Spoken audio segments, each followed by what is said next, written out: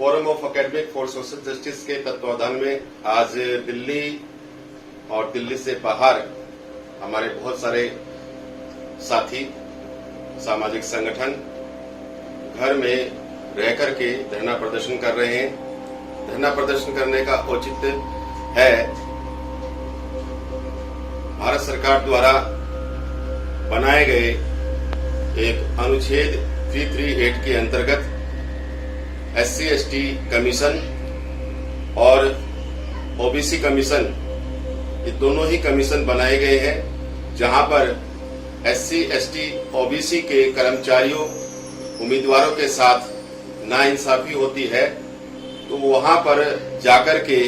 SC/ST और OBC के कर्मचारी अपनी कंप्लेंट दर्ज कराते हैं और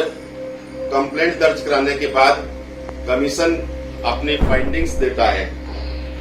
जिस भी कर्मचारी के साथ चाहे नियुक्ति हो, पदोन्नति हो या जातीय आधार पर उसके साथ भेदभाव किया जाता है,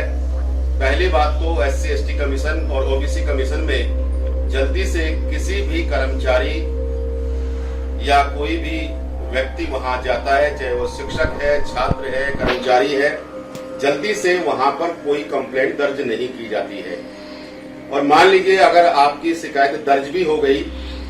तो उसको दर्ज करने के बाद उसकी सुनवाई के लिए बहुत लंबा समय आयोग लगाता है और समय अधिक लगाने के बावजूद जब वह अपनी फाइंडिंग्स देता है उसके फेवर में, तो जितने भी अधिकारी बैठे हुए होते हैं जो कंप्लेंट लेकर के गया है, उसके कार्यालय के, उसके कॉलेज के, उसके विश्वविद्यालय के तमाम वे अधिकारी, प्रशासनिक अधिकारी उसकी शिकायत जो फंडिंग्स दी गई थी, जो फाइंडिंग दी गई है, उस फाइंडिंग्स पर जो है विचार नहीं करते, बल्कि कोर्ट में जाकर के उसके खिलाफ मामला दर्ज कर देते हैं। तो इन्हीं सब मांगों को लेकर के कि क्या SC/ST कमीशन केवल एक दिखावे के लिए कमीशन बनाया गया है, जब उसको जो है भारत सरकार के आर्टिकल 338 के अंतर्गत राष्ट्रपति ने बहुत सारी शक्तियां दी गई है, तो उन शक्तियों का सही से सदुपयोग क्यों नहीं कर पाता है कमीशन?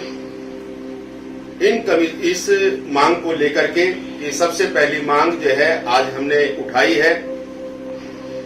कि SC/ST OBC कमीशन को न्यायिक शक्ति दी जाए, यानी कि जुडिशरी पावर दी जाए उसको। दूसरा मांग है कि जो SC/ST OBC कमीशन अपनी फाइंडिंग्स देता है, उस फाइंडिंग्स को जो है जिस भी उम्मीदवार के फेवर में दी गई है,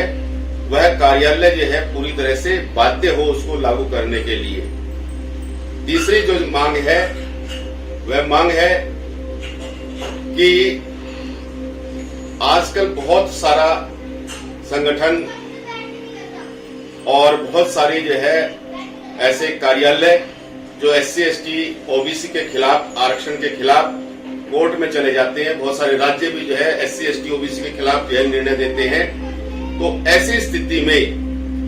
आरक्षण के साथ किसी प्रकार की कोई छेड़छाड़ ना हो, भारत सरकार से हम ये मांग करते हैं, राष्ट्रपति जी से भी यह मांग करते हैं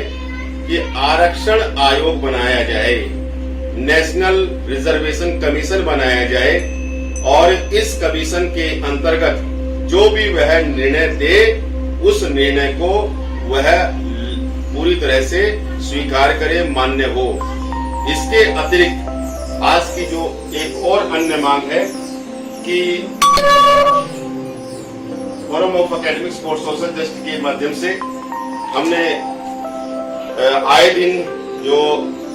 हमले हो रहे हैं आरक्षण पर, और आरक्षण पर हमले होने के बावजूद कोई भी कोर्ट जो है यह कह देता है कि आरक्षण मौलिक अधिकार नहीं है। इसलिए आने वाले मानसून सत्र में हमारी मांग है सभी हमारे सांसदों से प्रधानमंत्री और राष्ट्रपति से कि आरक्षण को जो है 9वीं अनुसूची में रखा जाए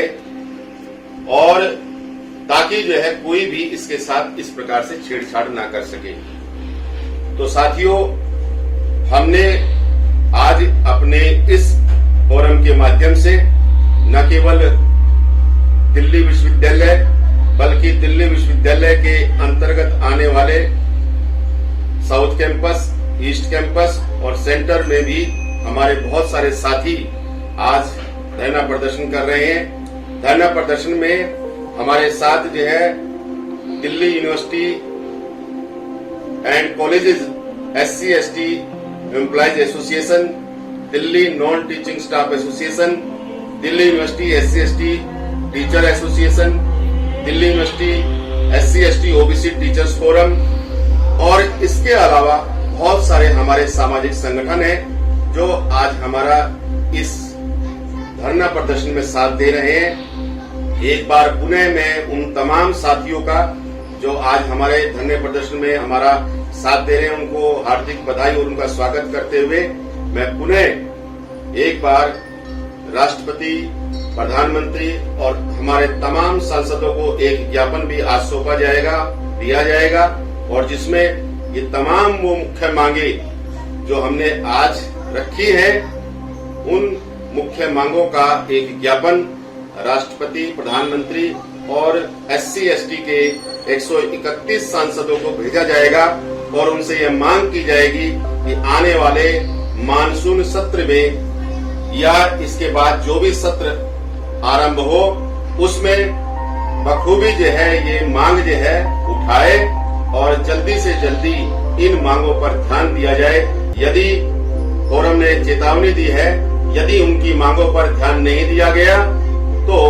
फोरम के लोग बाध्य होंगे सड़कों पर उतरने के लिए। इसलिए पुनः मैं सरकार से यह कहना चाहता हूं कि हमारी इन मांगों पर जल्द से जल्द ध्यान दें।